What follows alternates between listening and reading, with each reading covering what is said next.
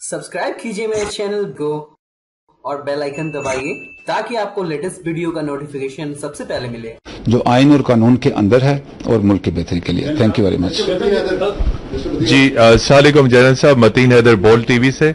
ये जो आपकी तरफ से बयानात आते हैं, इसके बारे में एक बयानिया ये डेवलप किया जा रहा है कि जी जमहूरियत को खतरात लाहक हो रहे हैं। आपके आज के स्टेटमेंट्स, पास के स्टेटमेंट्स, तो एक ओवरऑल बयानिया ये है कि जी जमहूरियत को खतरा है, जमहूरी निजाम को खतरा है, तो इस तासर को आप कैसे जाहिल करेंगे?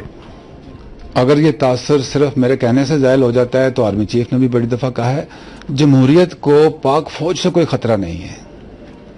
जमहूरियत को अगर कोई खतरा हो सकता है तो वो जमहूरियत के जो रिक्वायरमेंट्स हैं उनको पूरा ना करने से हो सकता है, अवाम की मंगों से हो सकता है। तो हमारी तरफ से आर्मी चीफ भी इस पे स्टेटमेंट दे चुके हैं कि जमहूरियत को कोई खतरा नहीं है और इंशाल्लाह कोई ऐसा काम नहीं होगा जो कि आइन और कानून से बालातर होगा। मैं इसी से लिंक कर दूं, बहुत सारी खबरें ये भी साथ, क्योंकि अफवाहें गर्दिश करती हैं कि जी कोई टेक्नोक्रेट गवर्नमेंट लाने की बातचीत हो रही है या कोई डिफेक्ट ऑफ मार्शला लग रहा है।